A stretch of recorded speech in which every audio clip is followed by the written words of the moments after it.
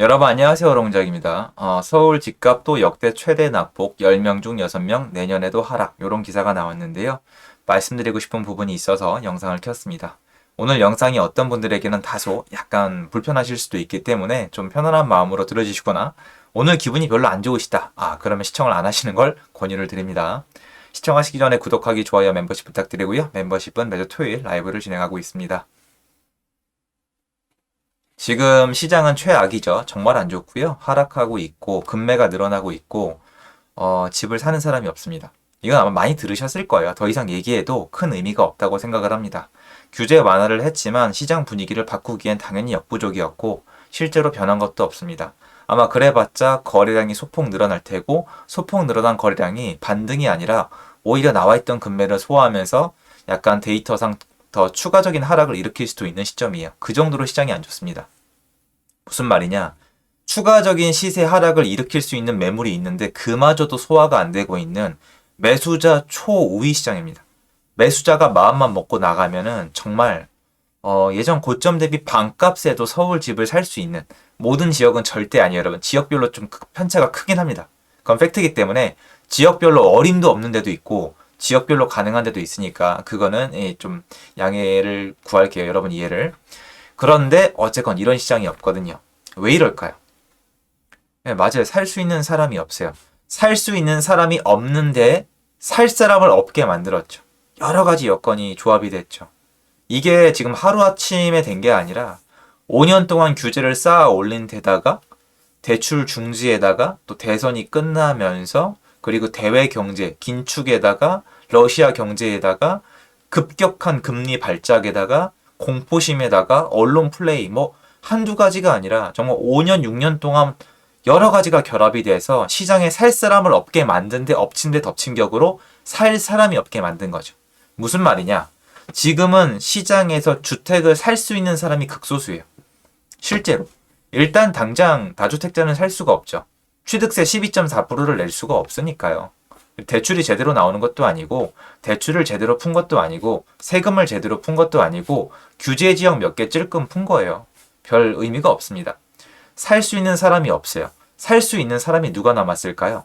무주택자 중에서 주택을 지금 매수하고 싶은 분들이 있는데 무주택자 분들은요.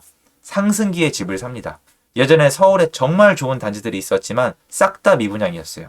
여러분 하다못해 레미안 대치팰리스 미분양이었어요.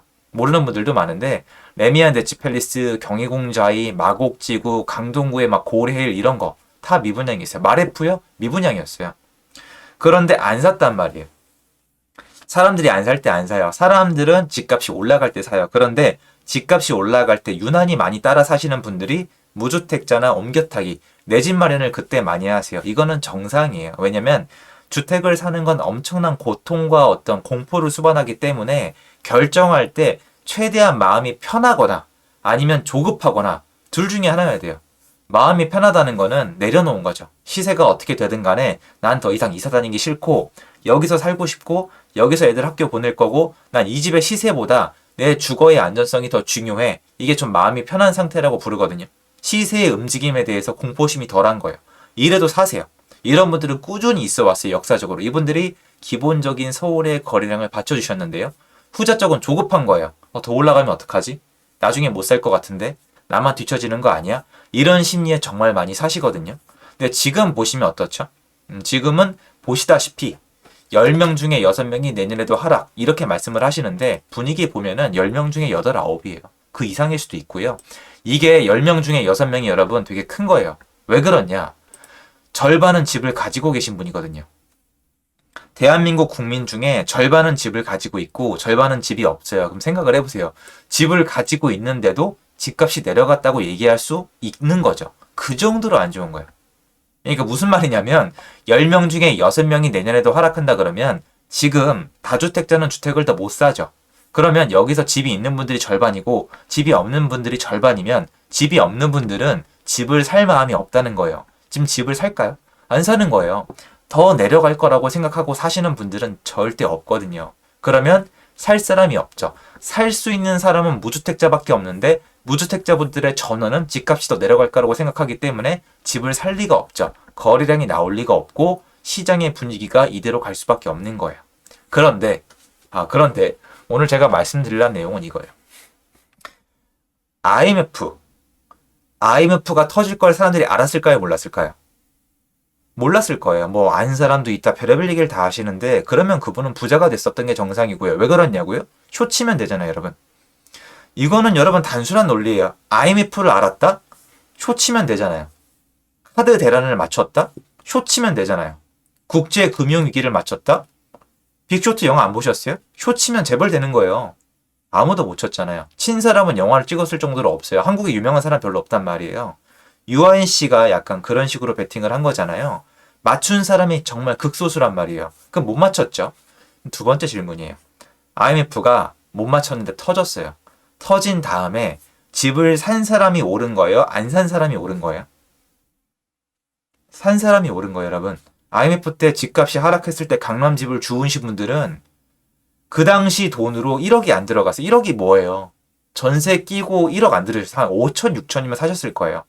저도 그때 얘기를 많이 듣고 다녔으니까 5천에서 1억 사이면은 강남에 집을 샀단 말이에요. 그러면 국제금융위기 2008년도, 2007, 8년도죠. 그때 그거 터질 거 맞췄어요? 못 맞췄어요? 거의 아무도 못 맞췄죠. 근데 터진 다음에 한 10개월 가까이 실질적으로 지역별로 차이가 있는데 반년 정도 갔습니다. 사실은 그 하락폭이 있던 잠실 입주와 겹쳤던 그 시기에 집을 산 게 맞아요? 판 게 맞아요? 그 시기에 산 게 맞죠. 이게 참 얘기하기 재밌는 부분인데 지금 국제금융위기가 터진 것도 아니고 IMF가 터진 것도 아니에요, 여러분. 그런데 부동산 시장만 놓고 보면은 제가 여러분께 감히 말씀드리건데 IMF가 터졌다고 생각하셔도 돼요. 정말로. 왜? 거래량과 사람들의 심리와 부동산 시장의 시세 하락이 그 정도로 가고 있어요. IMF 때 반토막 났고 심한 데는 3분의 1 토막도 났었거든요. 많이 올랐던 데는. 그러니까 지금 비슷하게 가고 있는 거예요. 물론 시세는 반토막이 안 났겠지만 무주택자가 맘먹고 서울 한 바퀴 돌면은 진짜 급급급매 잡으면은 고점 대비 반값도 가능해요. 실제로. 전 잘 알고 있습니다. 다 가능한 지역이란 건 아니지만 그러면 거래량이랑 여러 가지 여건을 따졌을 때 지금은 사는 게 맞을까요? 파는 게 맞을까요? 여러분 지금 사란 뜻이 아니에요. IMF 때 집을 사시는 분들이 과연 오를 거라고 확신했을까요? 아니에요. 베팅한 거라고 여러분. 제 영상을 통해서 정답, 미래를 노스트라다무스를 원하시는 거는 죄송한데 그거는 원하시는 분이 문제가 있는 거예요. 제가 미래를 맞출 수 있으면 유튜브를 찍고 있겠어요, 여러분? 그거 아니잖아요, 사실. 재벌이 됐겠죠. 못 맞춘다니까요. 그냥 과거를 그대로 말씀드리는 거예요. IMF 때 집을 사시는 분들이 어떻게 샀을까요? 제가 예측컨대 선배님들 얘기를 들어봤을 때 부들부들 떨면서 심장이 쿵쾅쿵쾅 하면서 야 이거 사람들 얘기대로 진짜 나 완전 골로 가는 거 아니야? 진짜 나 지옥행 아니야? 이런 두려움을 극복하면서 부동산에 가서 아마 제 물건 사주셔서 감사합니다. 이런 대접을 받으면서 바보 취급을 받으면서 샀을 거예요. 국제금융위기 때도 2004년도 노무현 정권 1년 동안 멈췄던 카드 대란이 있었던 그때도 그리고 2018년도, 2019년도 그때는 제가 많이 느꼈기 때문에 아는데 단독낙찰이 많았거든요. 사람들이 다 끝났다고 할 때도 확신을 가지고 사는 게 아니에요. 베팅을 하는 건데 그 베팅 안에 여러 가지 요소가 있지만 저는 베팅하고 싶으니까 베팅을 한 거예요. 자, 지금 이 시점에서 무주택자분들은 집을 사는 게 맞을까요? 안 사는 게 맞을까요? 저는 사는 게 맞다고 생각을 해요. 역사를 공부해 봤을 때 그리고 저라면서요. 말로만 하는 게 아니에요, 여러분. 저는 제 채널 특징도 그렇지만 여태까지 정말 언행일치하려고 최선을 다했고 저는 그건 떳떳하고 자부해요. 제가 만약에 무주택자고 지금 이 지식을 갖고 있잖아요. 지금 내 집 마련해요. 제 가족이다? 내 집 마련 시켜요. 정말 시킵니다. 저희 가족들도 이거 봐요, 여러분. 이 채널. 시켜야죠. 이 시기에. 급급급매 잡아가지고. 무주택자가 최고의 혜택을 받는 그런 기간이에요. 이게 여러분, 물론 누가 봤을 때는 올랐던 걸 다 토해내지 않았으니까 5년 전 집값으로 돌아가야 된다고 얘기하실 수도 있어요.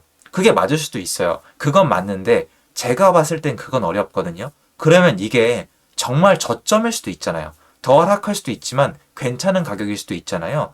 이거에 대해서는 생각을 해보셔야 돼요. 그러면 지금은 아니야 바보야라고 말씀하시기 전에 IMF 때, 카드 대란 때, 그리고 국제금융위기 때, 그리고 2018, 19년 때 사람들이 집을 살 때 뭐라고 했을까요? 맞아요. 제가 알잖아요, 여러분. 지금은 아니야 멍청하라고요. 지금도 마찬가지예요. 지금도 무조건 사면 괜찮다. 저점에 잡는 거란 뜻이 아니에요. 제가 그걸 어떻게 알아요? 근데 지금 이 정도 가격이면 괜찮다라고 얘기하고 싶어요. 지금 이 시기에 절대 찍으면 안 되는 영상인 거 알아요. 그런데 저는 시장을 그렇게 보고 있지 않아요. 시장이 안 좋은 거 알아요. 그런데 특이하게 안 좋아요. 그리고 일부 분들에게만 혜택이 몰려 있어요. 여러분, 지금 만약에, 물론 그럴 일은 없겠지만, 지금 다주택자가 만약에 시장에 진입할 수 있잖아요. 그 사람들, 여러분은 제 얘기 안 믿어주시겠지만, 급급금매 있잖아요. 잡아가요. 지금 취득세랑 세금 풀어주잖아요. 급급금매 걔네가 다 가져가요. 생각하는 구조가 달라요, 여러분. 그리고 순식간에 가져가고요. 그분들이 가져가기 시작하잖아요. 매물 다 들어가요. 이게 생각보다 되게 무서운 시장이란 말이에요.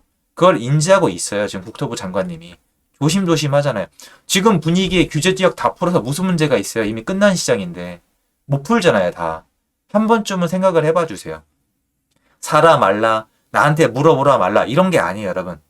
저라면 산다는 거예요. 저라면. 이건 말씀드릴 수 있잖아요. 그래서 좀 도움이 되었으면 좋겠다는 마음에 찍는 거예요. 다른 건 오해하지 말아주세요. 사란 뜻도 아니고 살 뿐도 없어요. 여러분 안 살 거 알아요. 여러분 안 살 거 아는데 시간이 지난 다음에 말씀을 해주세요. 시간이 지난 다음에. 시간이 지난 다음에 여러분 진짜 이번엔 끝났네요. 제가 정말 잘못했군요. 제가 이거 얘기 안 할 사람도 아니고. 그런데 전 지금은 내 집 마련을 하는 게 맞다고 생각을 하고요. 다주택자 투자는 어차피 제한적이에요. 방법을 자기가 찾아야 되는데 어떤 시장이든 간에 돈을 버는 사람은 있어요. 제가 지금 부동산 시장에서 돈을 벌까요? 못 벌까요, 여러분? 여러분, 전 영상도 찍었었잖아요. 전 벌고 있어요. 방법은 찾기 나름이란 말이에요. 그런데 내 집 마련 기준에서 말씀드린 거예요. 과거의 내역을 따져서 말씀을 드린 겁니다. 그래서 그건 오해 없었으면 좋겠고요. 그래도 말씀을 드리고 싶어서 주말에 또 쉬시면서 한번 생각을 정리할 수가 있으니까 그러고 싶어서 영상을 찍어옵니다. 감사드리고요. 도움이 조금이라도 되셨으면 좋겠습니다.